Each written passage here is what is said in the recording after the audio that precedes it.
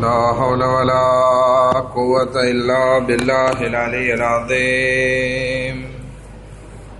أعوذ بالله من الشيطان اللعين الرجيم.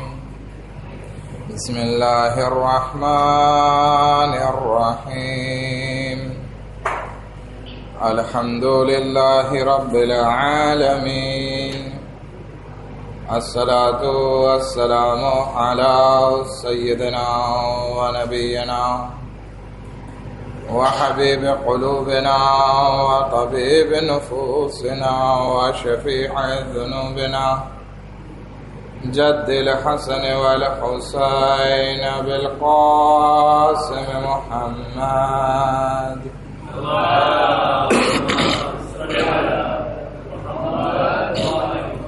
وأهل بيته الطيبين الطاهرين المعصومين المظلومين ولعنة الله على أعدائهم أجمعين. أما بعد فقد قال الله تبارك وتعالى في كتابه الكريم وقوله الحق. بسم الله الرحمن الرحيم. إن أول بيت وزع للناس للذي ببكة مباركا وهدى للعالمين. اللهم صل على محمد وآل محمد. આજનો દિવસ, આજની રાત કે જેને આપણે દાહુલ અર્ધના નામથી ઓળખીએ છીએ, 25 ઝિલકાદ, કે જે દાહુલ અર્ધના નામથી મશહૂર છે. આ 25 ઝિલકાદ એ 4 દિવસોમાંથી એક બાબરકત દિવસ છે. ખુદાવંદ આલમે ઘણા દિવસોને બાબરકત બનાવ્યા, પરંતુ સૌથી આખા વર્ષમાં સૌથી ફઝીલતવાળા દિવસો હોય કે જેમાં ખાસ રોઝા રાખવાનો મુસ્તહબ કરાર દેવામાં આવ્યું છે, એ છે આ 4 દિવસો, જેમાંથી એક દાહુલ આર્દ, ઈદ ગદીર, 17 રબીઉલ અવ્વલ અને 27 રજબ એટલે કે મેરાજ અથવા બેઅસરનો દિવસ. આ 4 દિવસોમાં રોઝા રાખવાનો સવાબ બહુ ભલામણ કરવામાં આવી છે. એટલે સુધી કે અગર રિવાયતમાં છે, અગર કોઈ ઇન્સાન આ 25મી તારીખે રોજો રાખે છે તો એને 70 વર્ષના રોઝા જેટલો સવાબ મળે છે. 70 વર્ષના ગુનાહ માફ થાય છે. આ દિવસ એ બાબરકત દિવસ છે કે એક રિવાયતમાં ઇમામ રઝા અલૈહિ સલાતો વસ્સલામ ઇરશાદ ફરમાવે છે,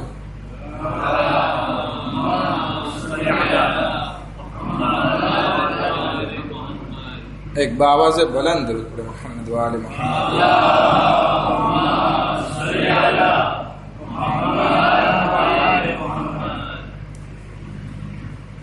ઇમામ રઝા અલૈહિ સલામ ફરમાવે છે કે આજનો દિવસ 25 ઝિલકાદ એટલો બાબરકત દિવસ છે કે ત્યારે હઝરત ઇબ્રાહીમ અલૈહિ સલાતો વસ્સલામ અને જનાબે ઈસા અલૈહિ સલાતો વસ્સલામનો જન્મ થયો છે.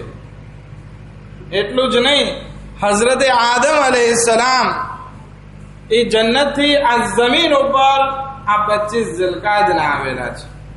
અગર કોઈ ઇન્સાન રોજો રાખે છે તો એને 60 મહિનાના રોજાનો સવાબ મળે છે. અમુક રિવાયતમાં 70. એ ઇન્સાનની મારિફત ઉપર છે કે કેવા પ્રકારનો રોજો રાખે છે. 60 મહિનાથી લઈ અને 70 વર્ષના રોજા સુધીનો સવાબ રિવાયતોમાં એનો ઉલ્લેખ કરવામાં આવ્યો છે. એટલું જ નહીં, આજના દિવસે ગુસ્લ કરવું પણ મુસ્તહબ કરાર દેવામાં આવ્યું છે. 2 રકાત નમાઝ કરાર દેવામાં આવી છે. 2 રકાત નમાઝ ક્યારે? 25 ઝિલકાદના ઝોહરના સમયની નજદીક 2 રકાત નમાઝ પઢવામાં આવે. બંને રકાતમાં સૂરે અલ-હમ્દ પછી 5 વખત વશમ્સ વદુહાનો સૂરો છે. નમાઝ પછી ઇન્સાન કહે લા હૌલા વલા કુવતા ઇલ્લા બિલ્લાહિલ અલીલ અઝીમ, અને એક નાનકડી એવી દુઆ છે મફાતિહુલ જિનાનમાં, એ દુઆ પડવાનો હુકમ છે. અને આજના દિવસે એક દુઆ ખાસ દાહુલ અર્ધના નામથી મારૂફ છે, એ પણ પડવી મુસ્તહાબ છે.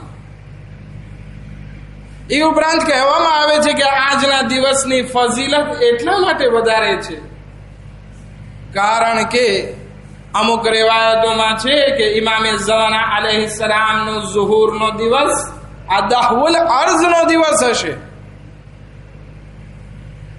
વિચાર કરીએ કે આ શું સંબંધ છે જમીનનો પથરાવો, ઇમામે ઝમાના અલૈહિસ્સલામનો ઝુહુરનો દિવસ અને આટલી બધી ઇબાદત નો સવાબ આ દિવસમાં રાખવામાં આવ્યો છે. એની ફિલોસોફી શું છે?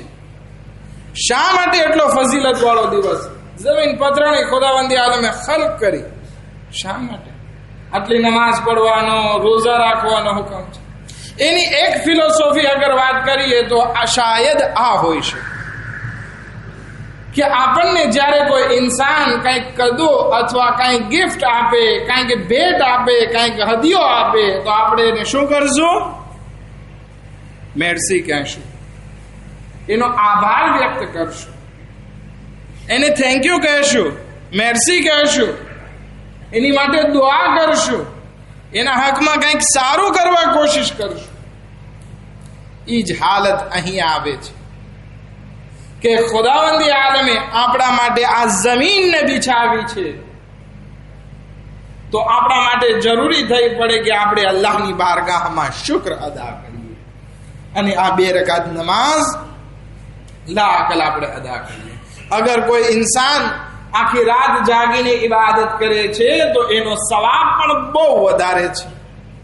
હતા કહેવામાં આવે છે કે ખુદાવંદી આલમે 25 ઝિલકાદના સૌથી પહેલા આસમાનથી રહેમત બરકત જમીન ઉપર ઉતારવાનું શરૂ કર્યું અને ખુદાવંદી આલમ હર વર્ષે જે છે આ રહેમત અને બરકત ઉતારે છે. અમુક રિવાયતોમાં છે કે 10 લાખ જેટલી રહેમતો આ દિવસમાં ઉતરે છે. 1 મિલિયન રહેમતો ઉતરે છે.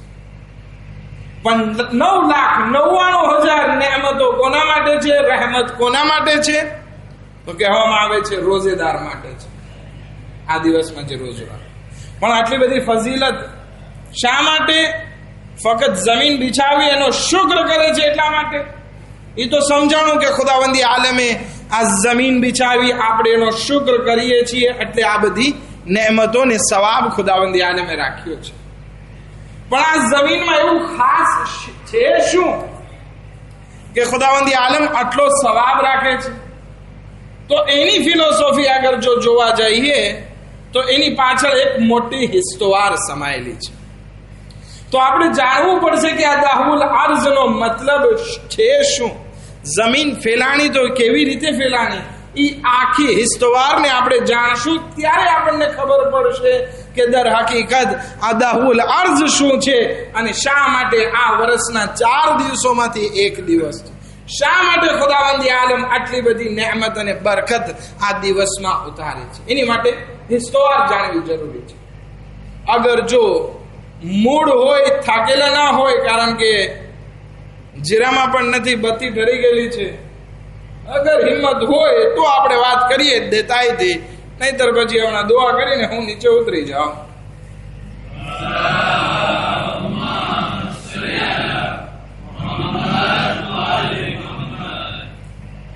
સાંભળવું છે કે નથી? સલવાત અડધાની ઠંડી છે.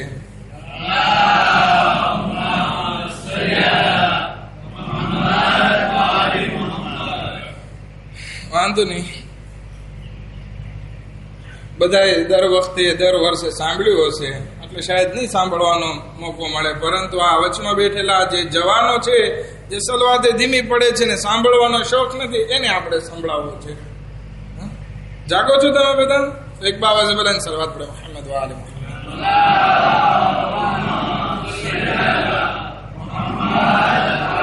ખેર. खुदावंदी आलम कुरान मजीद में इरशाद फरमावे छे इन्ना अव्वल बैतिन वुदिअ लिन्नास लल्लज़ी बिबक्कता मुबारका व हुदल लिल आलमीन कि खुदावंदी आलमे जमीन ઉપર સૌથી પહેલું ઘર જે બનાવ્યું હોય તો એ આ ખાને કાબા છે કે જે મુબારક પણ છે અને લોકો માટે હિદાયતનું કારણ છે. હવે આ જમીન ઉપર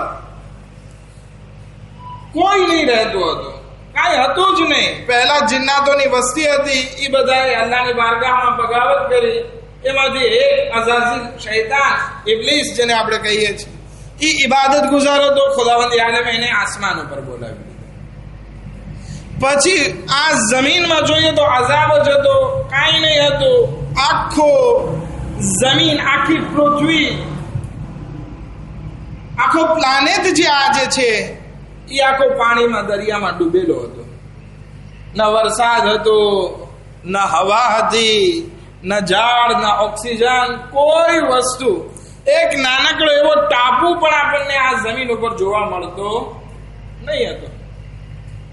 પછી ખુદાવંદી આલમે જ્યારે ચાહ્યું કે આ જમીન ઉપર પોતાના ખલીફાને મુકર્રર કરે, તો ખુદાવંદી આલમે પહેલા હવાને ખલ્ક કરી.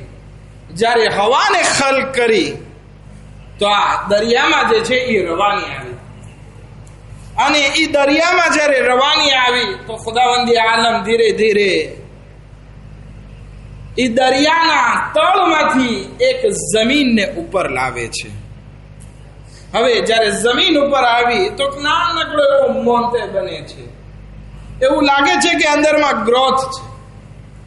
એવું લાગે છે કે જૂના જમાનાનું એક ઘર જે છે એ આ પાણીની હાલન ચલનના હિસાબે પહેલા ઉપર આવ્યો, કે જેને ખુદાવંદી આલમ કહે છે બૈતે અતીક, કે આ મારું ઘર, ખાને કાબા.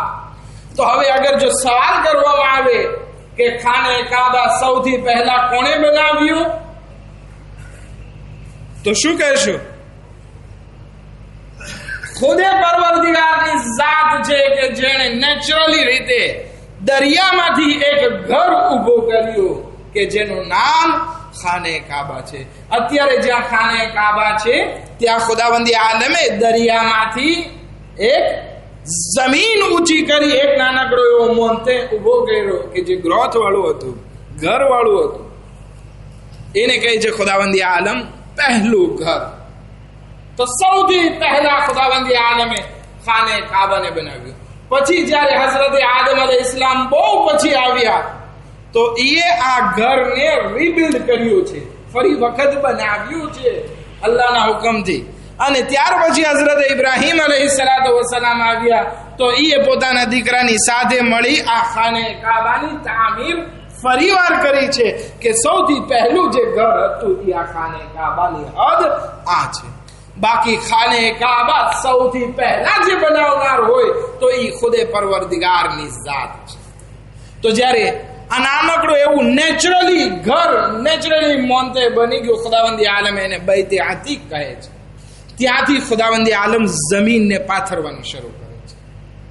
ત્યાંથી એ દરિયામાં રવાની આવતી ગઈ, જમીન ઉપર આવતી ગઈ. એ જમીનને ફેલાણી ખુદાવંદી આલમે ખાને કાબાથી લઈ મીના સુધી ફેલાવી, ત્યાંથી પછી અરફાત સુધી લાવે છે અને ફરી મીના તરફ લઈ જાય છે. અને આ જ જગ્યાનું નામ હરમુલ્લાહ છે, અલ્લાહનું હરમ છે. હવે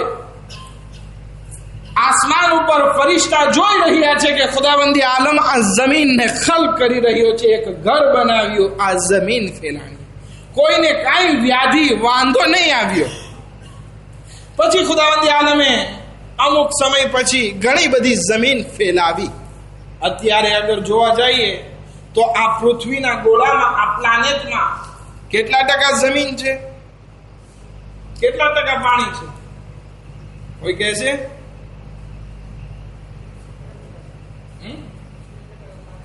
75% પાણી છે, 25 થી 30% જે છે એ જમીન છે. તો જ્યારે ખુદાવંદી આલમે આ જમીનને ફેલાવી લીધી, પછી મલાઈકાને હુકમ આપે છે કે જાઓ તમે આ જમીન ઉપરથી માટી લઈ આવો.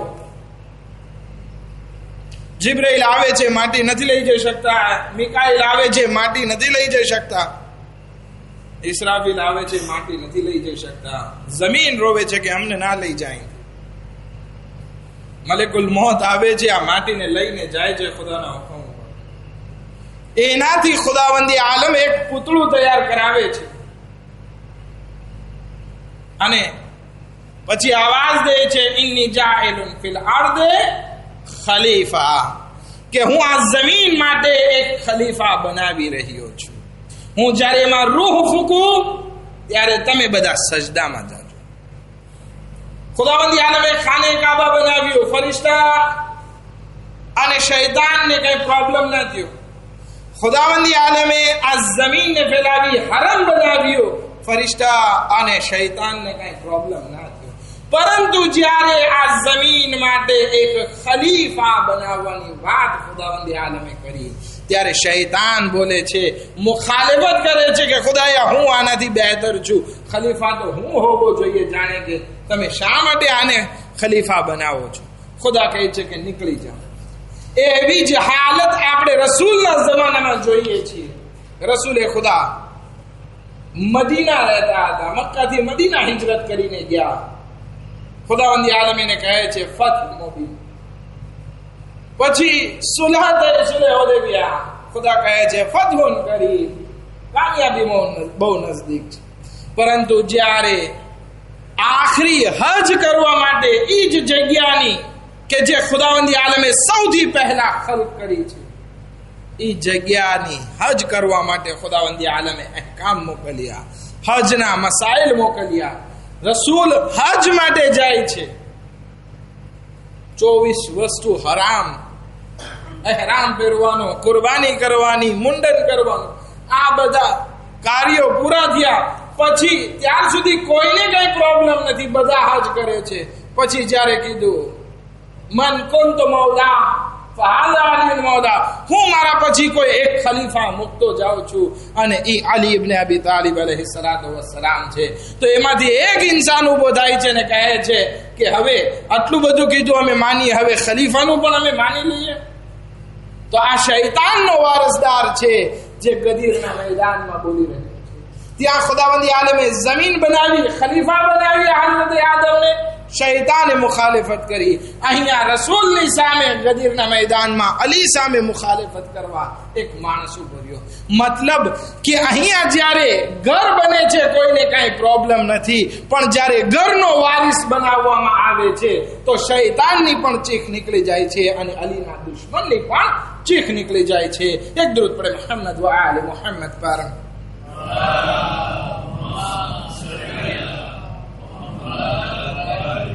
હવે જ્યારે આ ઘર બની ગયો, અલી અલૈહિ ઇસ્લામ ખલીફા બની ગયા, ત્યારે ખુદાવંદી આલમ આવાજ દે છે ઇઝા જા નસરુલ્લાહ વલ ફથ.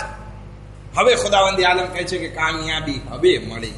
તો જ્યારે ખલીફા મુકર્રર થઈ જાય, ખલીફાના હાથમાં કંટ્રોલ આવે, ત્યારે ખુદાવંદી આલમ કામયાબી કરે છે. આજે જમાનામાં ખાને કાબા એના અસલી વારિસના હાથમાં નથી, આલે સઉદના હાથમાં છે કે જે પૂરી દુનિયામાં ફિતનાઓ ફસાદ કરી રહ્યો. ખુદાવંદી આલમ આને કામયાબી નથી કહેતો.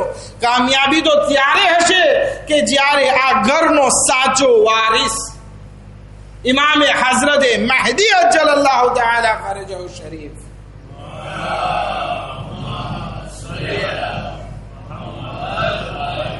ગૈબતમાંથી બહાર આવશે અને ખાને કાબા પાસેથી ઝુહૂર કરશે અને આ ખાને કાબામાં ઇમામ મહદી અલૈહિસ્સલામની હુકૂમત હશે. ત્યારે ખુદાવંદી આલમાને કામયાબી કહે છે. પણ શા માટે? અત્યાર સુધી આ બધા ઝુલ્મ થયા, મુખાલિફત થઈ, પણ અલ્લાહનો ખલીફા જે છે એ ચૂપ રહ્યો. હઝરત આદમ અલૈહિસ્સલામ માટે કહેવામાં આવે છે કે એ દુનિયામાં 170 વર્ષ જે છે જિંદગી વિતાવી. કાબિલ જે છે એ હાબિલને કતલ કરે છે. હઝરત આદમ ચૂપ છે. એના બચ્ચાઓ કતલો ગારત કરે છે, હઝરત આદમ ચૂપ છે. એવી જ રીતે આપણે જોઈએ રસૂલના જમાના પછી અલી અલૈહિસ્સલામનો હક ગસ્બ કરી લેવામાં આવે છે. અલી ખામોશ છે એટલે સુધી કે જનાબે સૈયદા સલામુલ્લાહ અલૈહા બોલે છે, હે અલી, તમારો હક છીનવાઈ ગયો, આ લોકો તમારી મુખાલેફત કરે છે, તમે શા માટે ચૂપ છો? એવામાં અઝાન આવી અને ઈ કલમો પણ પડવામાં આવ્યો, ઈ શહાદત પણ પડવામાં આવી, અશહદુ અન્ના મુહમ્મદન રસૂલુલ્લાહ. ત્યારે ઇમામે અલી અલૈહિસ્સલામ કહે છે, એ ફાતિમા, શું તમે નથી ચાહતા કે અઝાનમાંથી તમારા બાબાનું નામ, અઝાનમાં તમારા બાબાનું નામ બાકી રહે? તો કે બેશક ચાહું છું. તો કે એટલા માટે જ હું સુકૂત ઇખ્તિયાર કરીને બેઠો છું કે હું પણ નથી ચાહતો કે અગર હું કાંઈ બોલીશ તો આ અઝાનમાંથી આ નામ પણ નીકળી જશે. માટે આ જુલ્મ ઉપર હું ખામોશ છું ને એ અલ્લાહનો હુકમ અને રસૂલની વસિયત છે. અત્યારે જમાનાના ઇમામ પણ આ જુલ્મો જોર ઉપર ખામોશ છે, કારણ કે અલ્લાહનો હુકમ છે. તો આપણે આ જિંદગીનો ખુલાસો કરીએ. હિસ્સવાર ઇતિહાસ પોતાની જાતને રેપેતે કરે છે. હઝરત આદમ પહેલા ખલીફા હતા, એ પણ ચૂપ રહ્યા. અલી અલૈહિસ્સલામ એ પણ ચૂપ છે. અત્યારે મહેદી અજ્જલલ્લાહુ તાઆલા ફરજો છે, એ પણ ચૂપ છે. જ્યારે હુકમે ખુદા થશે ત્યારે ઇમામ પડદે ગૈબથી બહાર નીકળશે. આ 25 ઝિલકાતનો દિવસ હશે, જુમાનો દિવસ હશે, એ ખાને કાબા હશે અને હુકુમત ઇમામે ઝમાના અલૈહિસ્સલામની હશે. અને ત્યારે જુલ્મો જોર એવી રીતે જલીલ થઈ જશે અને આખી દુનિયામાં ઇમામે મહેદી અલ્લાહના સાચા ખલીફાની હુકુમત હશે. તો અગર આ દિવસનો ખુલાસો કરીએ તો ઈ દિવસ આ દાહવુલ અર્ઝ ઈ દિવસ છે કે જ્યારે ઇમામે ઝમાના અલૈહિસ્સલામની હુકુમત કાયમ થવાની છે. તો આ દિવસની ફઝીલત આમનામ ખુદાવંદી આલમે નથી રાખી. આ દિવસ આપણને હજની યાદ દેવરાવે છે. આ દિવસ જે છે એ દુનિયાના પથરાવાની યાદ દેવરાવે છે. આ દિવસ અલ્લાહના ખલીફાના એલાનની યાદ દેવરાવે છે. આ દિવસ જે છે ઇમામે ઝમાના અલૈહિસ્સલામના ઇંતઝારની યાદ દેવરાવે છે. આ બધી વાતોને અગર ભેગી કરીએ તો આ દિવસનું નામ દાહવુલ અર્ઝ છે. અને આ દિવસને દાહવુલ અર્ઝ એટલા માટે કહેવામાં આવે છે કે ખુદાવંદી આલમે અલ્લાહના ખલીફા માટે આ જમીનને પથરાવી છે, ઇબાદત માટે આ જમીનને બનાવેલી છે. હવે જ્યારે આ ખાને કાબા ઉપર ઇમામની હુકુમત આવશે ત્યારે સાચી કામયાબી આપણને નસીબ થશે. આપણે અલ્લાહની બારગાહમાં દુઆ કરીએ, પરવરદિગારા બેહક મોહમ્મદ વ આલ મોહમ્મદ, અમને ઈ દિવસ જોવો નસીબ કર કે જ્યારે ઇમામે ઝમાના અલૈહિસ્સલામ ખાને કાબા પાસે હોય અને અમે એનો સાથ દઈ રહ્યા હોય. ખુદાયા બેહક મોહમ્મદ વ આલ મોહમ્મદ, અમને ઇમામે ઝમાના અલૈહિસ્સલામના સાચા આવાનો અંસારમાં શુમાર ફરમા. ખુદાયા બેહક મોહમ્મદ વ આલ મોહમ્મદ, અને અમોને ઇમામે ઝમાના અલૈહિસ્સલામની હુકુમત કાયમ કરવા માટે અમને તૈયારી કરવાની તૌફીકાત નસીબ ફરમા. ખુદાયા બેહક મોહમ્મદ વ આલ મોહમ્મદ, હઝરત આયતુલ્લાહ સિસ્તાની અને દીગર મરાજોને સેહત વ સલામતી સાથે લાંબી ઉમ્ર ઇનાયત ફરમા.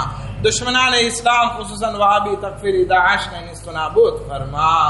ખુદાયા બેહક મોહમ્મદ વ આલ મોહમ્મદ, ઇમામ ઝમાના અલૈહિસ્સલામના ઝુહૂરમાં જલ્દ આजिल ફરમા અને અમને અંસારોમાં શુમાર ફરમા. રબ્બના તકબ્બલ મિન્ના ઇન્નકા